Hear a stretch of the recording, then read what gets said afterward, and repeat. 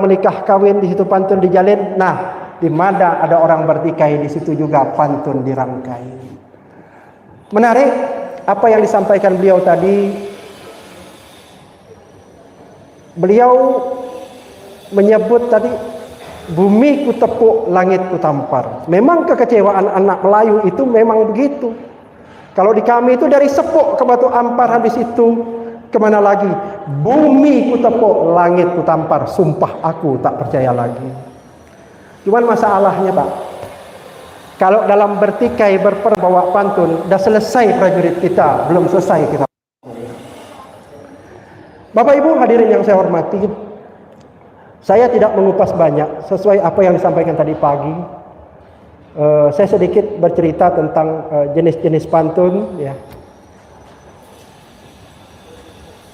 Kalau dari paling sudut usia, tentu ada pantun anak, pantun dewasa, pantun orang tua. Saya tidak mengupas itu, tapi ada satu yang akan saya kaji, yang saya tulis itu dari sudut pandang rima. Karena rima itu yang menjaga pantun. Nah, next. Ya. Saya mau cerita sedikit soal ini. Ya. Saya bercerita tentang pantun saja dulu. Pusaka lontar merata kalam, olah jiwa penuntun andika. Jika bergetar semesta alam, itulah patwa pantun pusaka. Berserikatun indah selai, kiasan seloka raga merayu. Lestari pantun madah bernilai, warisan pusaka pujangga Melayu. Coba lihat yang sebelah sini. Kalau tidak karena tenun tidak jual menjadi baju. Kalau tidak karena pantun tidak terkenal bangsa Melayu.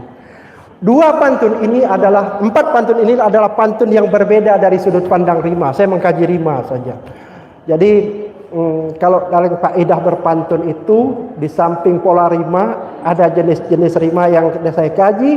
Dari rima akhir tak sempurna, rima akhir sempurna, rima tengah tak sempurna, rima tengah sempurna, rima penuh tak sempurna, rima penuh sempurna, rima silang sempurna, yang terakhir rima silang seri sempurna. Kalau yang di sini itu menggunakan rima silang seri sempurna. Kalau yang sebelah di sini itu menggunakan rima penuh tak sempurna dan rima silang sempurna. Bapak Ibu yang saya hormati, di dalam pantun itu sebenarnya ada 6 pengulangan bunyi berselang yang harus kita pahami. Dan 2 di antaranya tidak diperkenankan dipakai pada rima akhir karena bisa membatalkan kaidah pola rima yang berlaku. Apa yang dimaksud? Sambil jalan, tidak apa-apa Tuan Guru. Lewat, dicepatkan saja. Nah, ini yang ada di dalam pantun. 4 macam pengulangan bunyi berselang ini.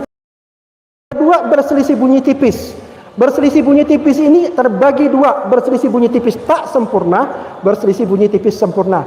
Yang ketiga berselisih bunyi tajam. Terbagi 2. Berselisih bunyi tajam tak sempurna, berselisih bunyi tajam sempurna. Yang terakhir berselisih bunyi mutlak. Perselisihan bunyi mutlak tidak boleh dipakai pada rima akhir karena bisa membatalkan kaidah pola rima yang berlaku. Dan perselisihan bunyi tajam tak sempurna juga tidak boleh dipakai pada rima akhir karena bisa membatalkan kaidah pola rima yang berlaku. Ini sepintas-sepintas saja karena tadi sudah disampaikan. Ini pola rima yang biasa dipakai, lewatkan, next. Nah, ini dia. Yang saya ceritakan tadi ini adalah 8 bentuk rima yang saya tulis 8 rima pantun. Ya, lewatkan. Nah, apa yang dimaksud sebenarnya perselisihan bunyi tipis tak sempurna? Dicontohkan tadi misalnya kaidah dengan beda. Itu tak sempurna. Berselisih bunyi tipis tak sempurna. Kalau dari sudut pandang yang saya kaji, kalau diucapkan kentara, tetapi kalau ditulis itu menjadi masalah. Apalagi dia dipakai pada rima akhir. Tidak lagi dia berpola AB-AB. Nah, next. Saya potong-potong saja tidak seperti. Ini contohnya. Ya. Berselisih bunyi tipis tak sempurna. Deli dengan hati, batu dengan hulu. Kalau yang di bawah itu madu dengan rindu, pagi dengan kemari. Ya. Next. Ini yang berselisih bunyi, yang rima akhir sempurna. Tidak ada perselisihan bunyi pada rima akhir. Beringin dengan angin, selasih dengan kasih, dan lain-lain. Next. Ini rima tengah. Next. Ini contohnya. Next. Ya, ini rima tengah sempurna. Saya tak cukup waktu kalau membahas ini semua di sini, kita harus berbagi, ya. Next. Ini rima penuh. Kerumitan saya ketika menulis buku, inilah dia. Rima penuh tak sempurna dengan rima penuh sempurna itu mengkaidahkannya hampir 2 bulan. Baru ketemu teori. Next.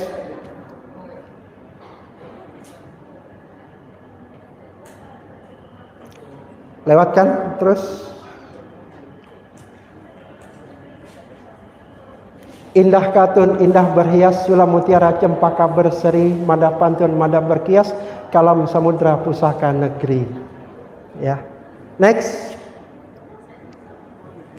Terus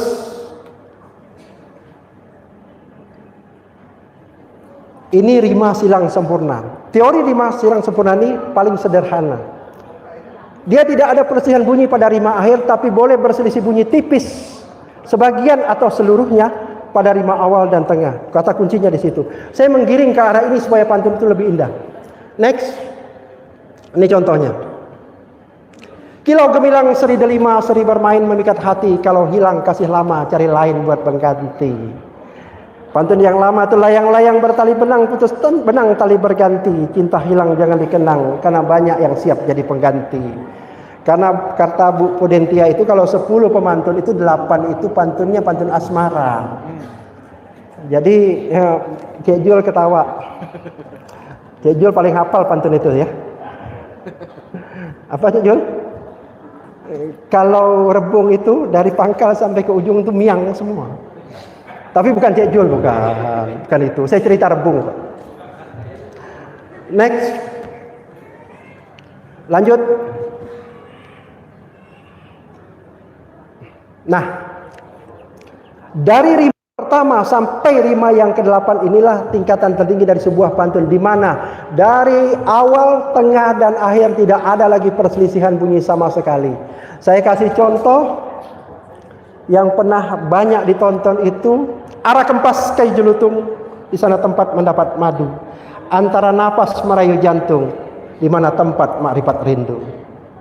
Cuman kalau pantun-pantun seperti ini diangkat dalam majelis-majelis yang banyak anak-anak sekolah, mungkin belum sampai ke arah itu. Next. Ini contohnya.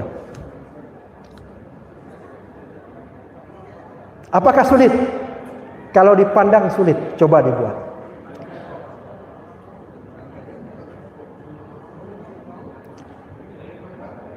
Lanjut. Ada satu yang saya mau tegaskan di sini.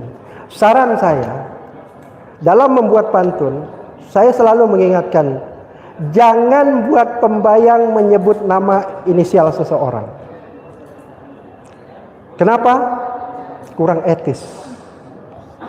Dan ada juga satu hal yang harus diingat, ketika membuat pembayang, kalau menyampaikan isi pantun yang manis-manis, tolong kalau menggunakan pembayang buah, jangan cari buah yang asam dan pahit. Indah betul dalam kaidah, tapi tidak bagus dalam penyampaian. Saya kasih contoh, saya sering mendengar pantun menggambarkan tentang akhirat, tapi dia buat pembayang ulat. Ini harus dijaga. Tuan dan puan sekalian, saya mengupas ini sedikit saja. Saya kepingin memberi ruang waktu yang banyak kepada Tuan Guru Rendra. Beliau ini jauh-jauh datang, tapi udah minum air kapuas belum? Udah. Nah, ini masalah ini. Tumbuh serumpun, tebu beruas. Di tepi perigi, di tepi kali. Kalau dah terminum air kapuas, kemana pergi pasti kembali. Kalau datang pertama kali, insya Allah ada yang kedua, ada yang ketiga, ada yang keempat, dan seterusnya. Tapi beliau tadi ngomong istri satu, anak satu. Betul. Pantun lama mengatakan Nasi lemak santan berminyak dimakan pagi di hari Sabtu. Kalau punya anak bolehlah banyak, kalau istri cukuplah satu. Satu di Riau, satu di Kalimantan, satu di Singkawang, satu di contoh. Satu kan? Oh, tak boleh keberatan. Tak boleh. Tak boleh, ada yang keberatan. Kain selendang, kain berjenis, rapat digantung nanti dibilang. Makin dipandang makin manis, membuat jantung mati sebelah. Itu pantun Tuan Guru Dedi tadi. Gurau aja, jangan diambil hati. Tuan dan puan sekalian, next. Ini saja. Bergugus mutiara derima berseri di seberang rimbun di lamun kasih. Agus Muaryo nama diberi, pengarang pantun Selasih. Tak banyak materi yang dapat saya sampaikan hari ini. Cukuplah ini menjadi pengantar cerita saja. Silakan tuan dan puan, kalau mau lihat saya setiap hari upload satu video. Sejak 156 hari yang lalu menjelang perayaan Hartunas, dan baru semalam selesai. Karena semalam itu, tahu semalam tak Tuan Guru? Kemarin. Itu perayaan Hari Pantun. Selesailah 156 hari. Dan mudah-mudahan nanti awal Januari Cik Jul dan kawan-kawan upload satu video sampai perayaan Hari Pantun 2026. Ya. Dan mudah-mudahan tahun depan 2026 Pantun Idol dapat kita laksanakan. Alhamdulillah. Tepuk tangan jangan ragu-ragu. Maafkan saya kalau materi saya singkat karena kita harus berbagi. Yang jelas, madah kata Tuan Guru Tan Sah Kumaini, madah boleh bertukar ganti sesuai zaman, namun rima tetap abadi sepanjang segala masa. Jika rima dan irama hilang, maka pantun akan hilang. Sekali lagi saya menekankan, pantun bisa masuk dalam dunia modern. Tetapi kemodernan itu tidak seutuhnya masuk di dalam pantun. Karena ada satu yang tidak bisa digantikan, itu soal rasa. Pantun itu menembus imajinasi dan fantasi, ada di luar sana. Di tangan seorang pemantun, bulan bisa jatuh ke bumi. Tetapi di tangan yang punya kehebatan di luar sana, tak mungkin bisa menjatuhkan bulan di bumi. Tapi di tangan seorang pujangga, bulan bisa jatuh ke bumi. Kata Tuan Guru Hendra dulu, indah telaga di celah kabut, kembang mekar indah bersemi. Madah pujangga amatlah lembut, bulan pun tak sadar jatuh ke bumi. Apalagi cuma hati.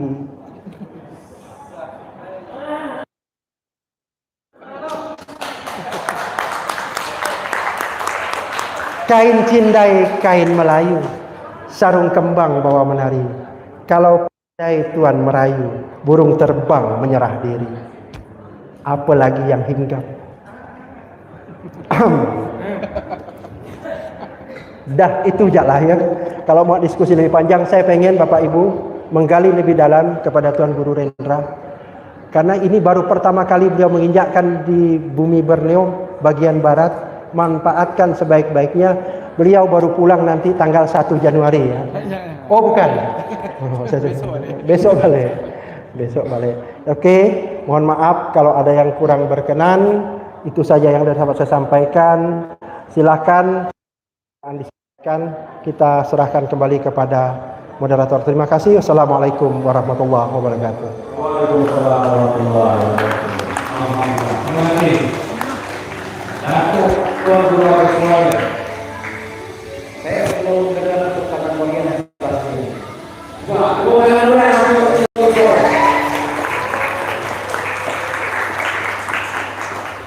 Kalau takut menjadi berpasangan, jangan berumah di pantai. Dan Guru atau suara yang terbilang Maestro Pantun yang sungguh pandai. Jadi kita sudah dapat dua narasumber, satu maestro yang masih muda, maestro Pantun masih muda daripada Riau, daripada Kalimantan, dan satu lagi maestro yang sudah mulai beranjak muda lagi, muda. Jadi ada dua maestro yang hadirkan di sini dan dua-duanya sudah memberikan satu petua-petua madah-madah yang pernah sekali. Nah, yang ketiga ini maestro yang paling tumbuh. Maestro yang paling tumbuh sedang tumbuh. Kalau dua maestro ini sudah bercabang, sudah hilang. Kalau ini beliau sudah mulai nampak cabang dan nanti sudah mulai bertumbuh. Dan maestro ini kita panggil dengan sebutan Tuan Guru Haji Nur Iskandar. Tuan Guru Haji Nur Iskandar kita punya waktu sampai pukul sampai pukul 15. Pukul 15. Nanti Tuan Guru punya waktu 7 menit cukup. 7 menit cukup. 7 menit cukup. Kalau gitu sisanya nanti kita bertanya jawab. Silakan Tuan Guru.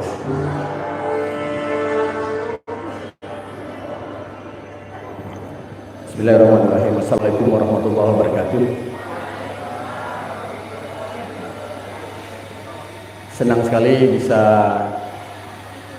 bermuajahah bersama audiens sekalian dalam merayakan dan memaknai Hari Pantun Dunia dan Hari Pantun Nasional. Sesi ini menghadirkan panelis hebat. Ada Tuan Guru Rendra Setiani Harja yang sudah kita saksikan, dengarkan, simak bersama. Beliau datang dari Tanjung Pinang, Kepulauan Riau, dan sudah berinteraksi bersama kita dalam memajukan perpantunan nasional internasional sejak tahun 2020 ketika beliau masih muda belia. Sekarang ternyata masih tetap baby face. Tepuk tangan dulu.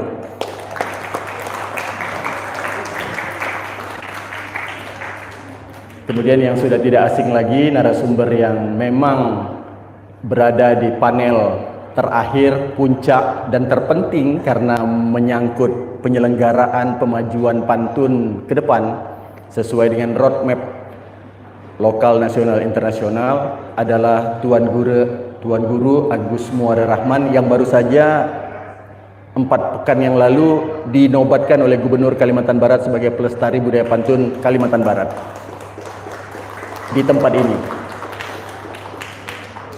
Nah, panelis yang ketiga adalah Ayahanda Ruslan Madun. Beliau adalah Roma Iramanya Malaysia. Kenal Roma Irama? Terkenal, hebat, lagunya keren. Di Malaysia ada namanya Ruslan Madun. Seyogianya beliau hadir di sini. Namun karena beliau kurang enak badan, beliau di usia yang cukup sepuh, seangkatan Bang Haji Roma Irama. Ya, sudah 70-an tahun. Sehingga memiliki ketakutan, anxiety